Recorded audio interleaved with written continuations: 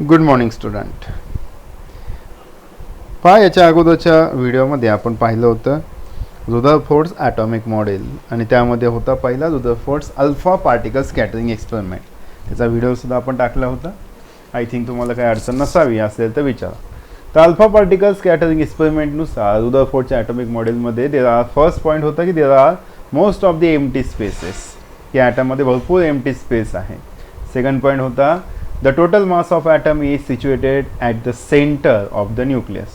Third होता the negatively charged electrons are revolved around the nucleus. Fourth point होता the nucleus carrying a positive charge.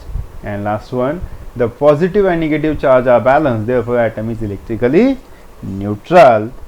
But again question arises, हा प्रश्न आहे, जर electron हा charged particle आहे आणि तो जर गोल फिरत आहे, चार्ज पार्टिकल असेल याचा अर्थ तो हळूहळू त्याची एनर्जी लॉस करणार आणि तो न्यूक्लियसमध्ये येऊन पडणार आणि ॲटम डिस्ट्रॉय होईल. बट असं काही होत नाही. आपल्याला दिसतं का की आपल्यासमोर पुस्तक आहे, ते डिस्ट्रॉय झालं, आपोआप वही आहे नष्ट झाली, असं काहीच होत नाही. मग याचं एक्सप्लेनेशन मात्र रुदरफोर्ड्स ॲटॉमिक मॉडेलमध्ये नाही, किंवा रुदरफोर्डने हे देणं अशक्य झालं. मग जे नेल्स बोहर होते, या सायंटिस्टने ॲक्च्युली हा कन्सेप्ट क्लिअर केला, the stability of electron and the stability of atom. पहा, नेक्स्ट पॉईंट आहे आपला Bohr's stable orbit atomic model. 1913 हा सांगितलं गेलेलं आहे. In the year 1913 Danish scientist Niels Bohr explain the stability of atom by putting forth stable orbit atomic model. The important postulates of Bohr's atomic model are as follows. Postulate, assumption किंवा महत्त्वाचे मुद्दे, असा त्याचा अर्थ आहे. Postulate, assumption किंवा महत्त्वाचे मुद्दे. The first point, the electrons revolving around the atomic nucleus lie in the concentric circular orbit at certain distance from the nucleus. पहिला पॉइंट आहे महत्त्वाचा की electrons revolving around the atomic nucleus lie in the concentric circular orbit at certain distance from the nucleus. याचा अर्थ न्यूक्लियसच्या भोवती जे orbit आहे, एका ठराविक अंतराच्या मानाने ते इलेक्ट्रॉन काय होत आहेत, न्यूक्लियस भोवती गोल गोल फिरत आहेत. हे कोणी सांगितलं? बोर्सने. पहिला पॉइंट. दूसरा पॉइंट पहा, second point, energy of electron is constant while it is in a particular orbit. The energy of an electron is constant while it is in a particular orbit. याचा अर्थ प्रत्येक ऑर्बिटमध्ये असलेल्या इलेक्ट्रॉनची एनर्जी कॉन्स्टंट आहे, कमी होत नाही, वाढत नाही. प्रत्येक ऑर्बिटमध्ये असलेलं, पहिली गोष्ट लक्षात आली असेल की इलेक्ट्रॉन हा ऑर्बिटमध्ये आहे, फिक्स ऑर्बिटमध्ये, कॉन्सन्ट्रिक सर्क्युलर ऑर्बिट, कारण तो जो पाथ आहे तो सर्क्युलर आहे. Okay, so the energy of an electron is constant while it is in a particular orbit. Electron हा सर्क्युलर ऑर्बिटमध्ये किंवा त्या एका फिक्स ऑर्बिटमध्ये रिव्हॉल्व करतोय आणि त्याची एनर्जी कॉन्स्टंट आहे. हे दोन पॉईंट झाले. थर्ड आहे, when an electron jumps from an inner orbit to an outer orbit it absorb energy equal to the difference of its energy level, and when it jumps from an outer orbit to the inner orbit it emits energy equal to the difference of its energy level. Energy level म्हणजे तरी काय, तर समजा न्यूक्लियसच्या जवळची orbit आहे, तिची energy काय असणार, जास्त असणार. न्यूक्लियसच्या थोडी पुढे गेली, त्याची एनर्जी पहिल्यापेक्षा कमी, आणखीन पुढे गेली, आणखीन कमी. म्हणजे होतं काय की न्यूक्लियसपासून जसं आपण लांब जाऊ तसं त्या ऑर्बिटची, ऑर्बिट म्हणजे गोल ऑर्बिट, जो सर्क्युलर पाथ आहे इलेक्ट्रॉनचा, त्याला आपण ऑर्बिट म्हणतो, कक्षा म्हणतो. जसं सोलार सिस्टीममध्ये जेवढे काही प्लॅनेट आहेत ते सूर्याभोवती गोलाकार फिरतात सर्क्युलर पाथमध्ये, त्याला आपण ऑर्बिट म्हणतो. सिमिलरली इथे सुद्धा याला ऑर्बिट म्हणतो. मग ज्यावेळेस इलेक्ट्रॉन हा लो एनर्जी स्टेटकडून हाय एनर्जी स्टेटकडे जम्प करत असतो, लोमधून हायमध्ये ज्यावेळेस जम्प करतो त्याला मग एनर्जी काय लागते, जास्त लागणार. म्हणजे आतल्या याच्यातून वरती जात असेल तर तो काय करणार, एनर्जी ॲब्सॉर्ब करणार, मग त्याची एनर्जी वाढून तो वरती जाणार. त्याला वरतून खाली उडी मारायची, त्यावेळेस तो सहजासहजी खाली येऊ शकतो, त्याच्यामुळे त्याला तिथे एनर्जी तो बाहेर देत असतो. म्हणजे ॲब्सॉर्ब करणं आणि इमिट करणं हा दोन शब्द आहे. ॲब्सॉर्ब म्हणजे शोषून घेणं आणि इमिट म्हणजे सोडणं. आणि किती एनर्जी ॲब्सॉर्ब करतात, तर जी एनर्जी लेवलची म्हणजे समजा पहिले आणि दुसरे आहे तर 2 - 1 असा अर्थ घेतला, 2 - 1 याचा अर्थ ती झाली एनर्जी लेवलचा डिफरन्स. ओके, हे झाले बोह्स ॲटॉमिक मॉडेलचे.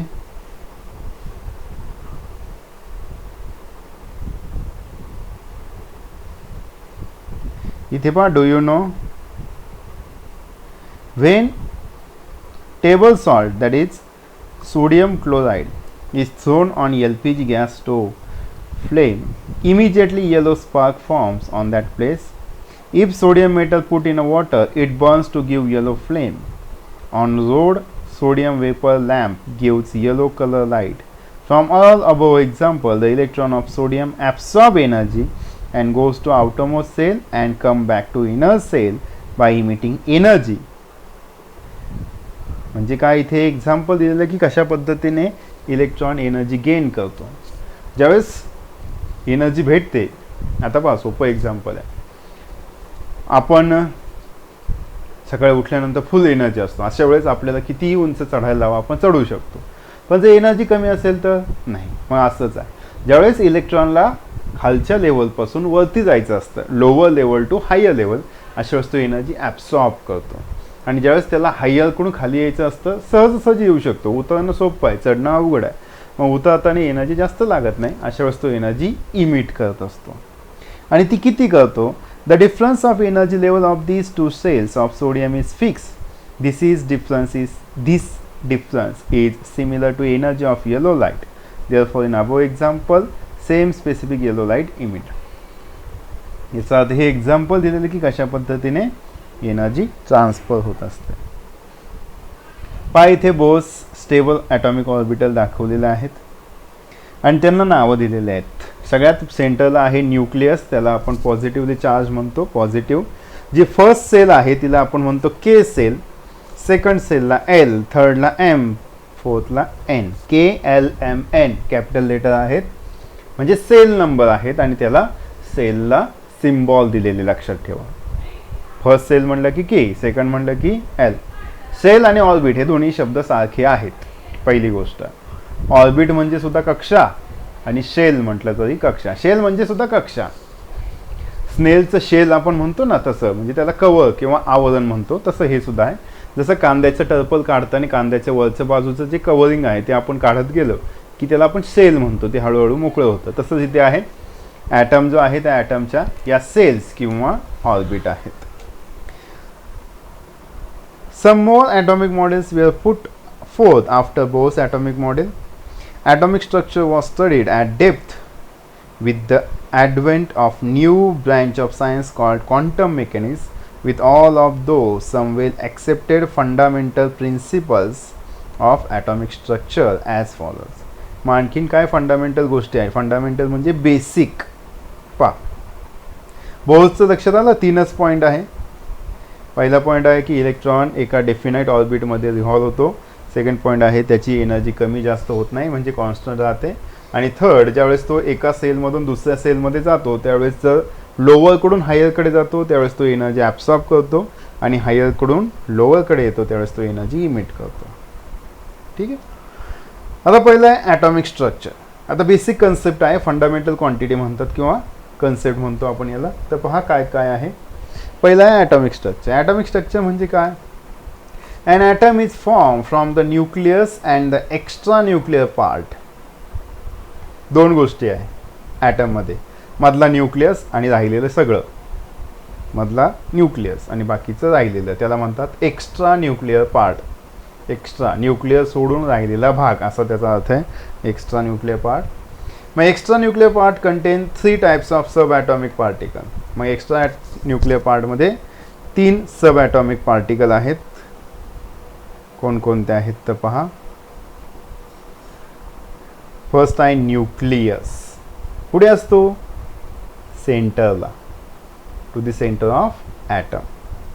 The atomic nucleus is positively charge. सगळ्यात महत्त्वाचं, न्यूक्लियस कसा आहे ॲटमचा? Positively charge.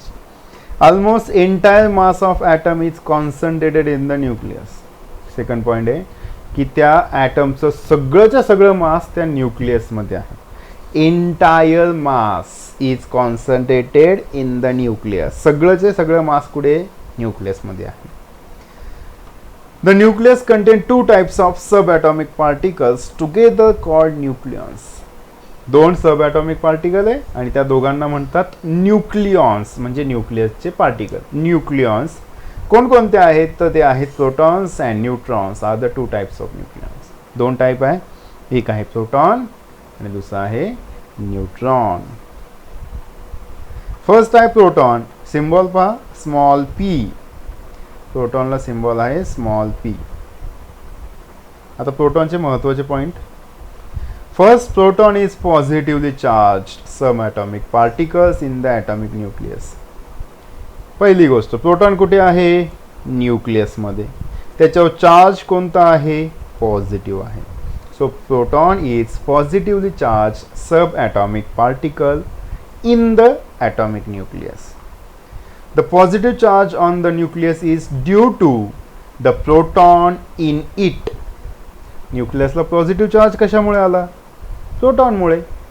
प्रोटॉन न्यूक्लियसमध्ये, प्रोटॉनवर चार्ज पॉझिटिव्ह आणि म्हणून न्यूक्लियसला चार्ज पॉझिटिव्ह प्रोटॉनमुळे. A proton is represented by the symbol small P. Small पीने दाखवतात.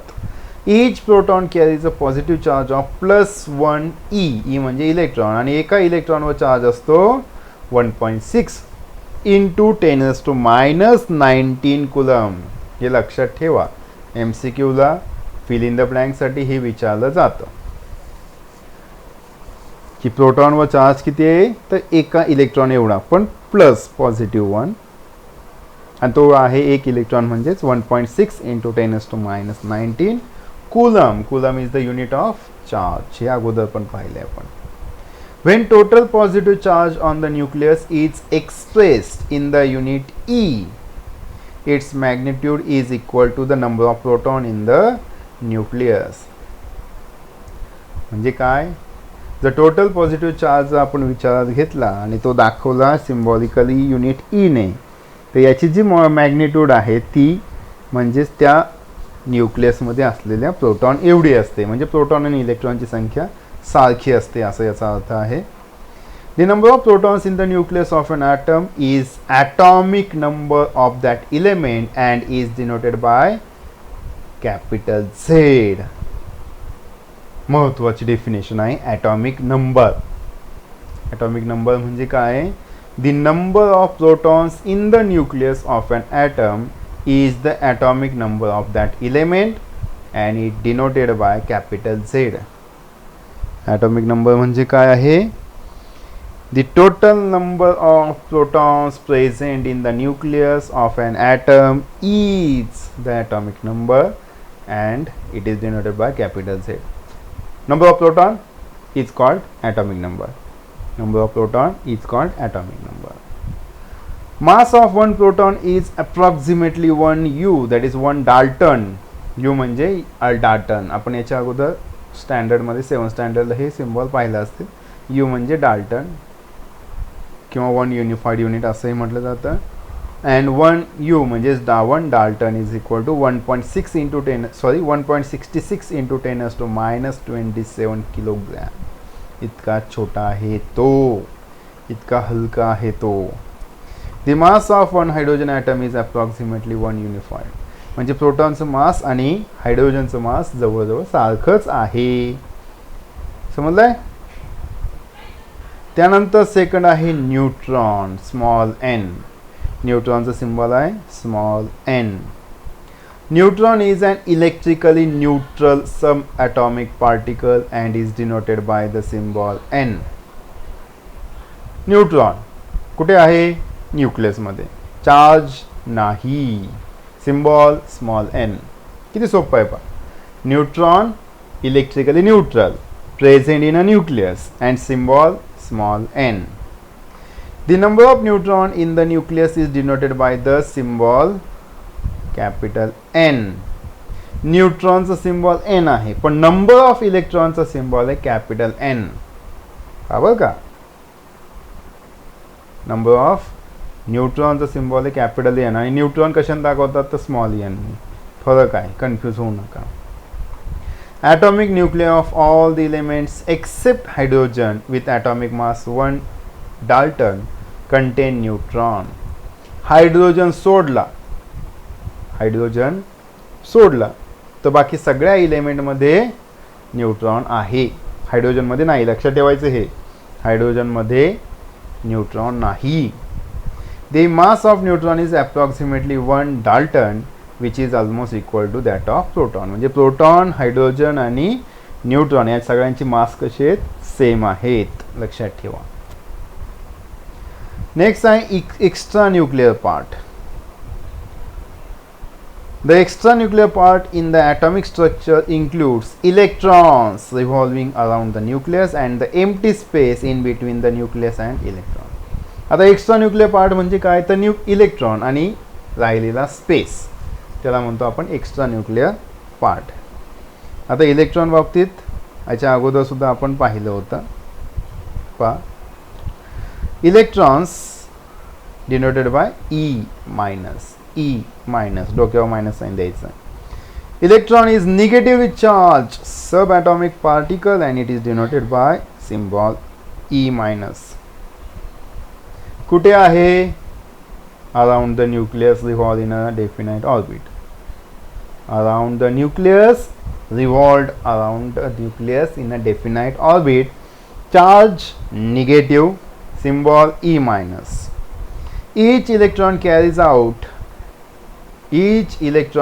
1 unit of negatively charged, that is minus 1 electron, and mass of electron is 1800 times less than that of hydrogen atom, therefore the mass of electron can be treated as negligible. Hydrogen पेक्षा 1800 ने कमी आहे, proton पेक्षा 1800 ने कमी आहे, neutron पेक्षा 1800 ने कमी आहे, त्याच्यामुळे त्याचा काही विचारात घेतलं जात नाही, negligible. Electron in the extranuclear part revolved in the discrete orbits around the nucleus. मग काय आहे? इलेक्ट्रॉन जे आहे ते एका डिस्क्रीट म्हणजे स्प्रेड झालेल्या आणि डेफिनाइट ऑर्बिटमध्ये फिरत राहतात, रिव्हॉल्व होत राहतात. The orbits being three-dimensional in a nature, a term cell is used instead of term orbit. Three dimensional मध्ये आहे म्हणजे बॉल सारखं दिसतो तो. ऑर्बिट ज्या आहेत त्या गोल गोल गोल असतात आणि महत्त्वाची गोष्ट की त्याला सेल म्हणतात, ऑर्बिटपेक्षाही चांगला आणि महत्त्वाचा word. The energy of an electron is determined by the shell in which it is present. इलेक्ट्रॉनमध्ये एनर्जी किती आहे ते कोण डिसाईड करतं तर सेल डिसाईड करत असतात.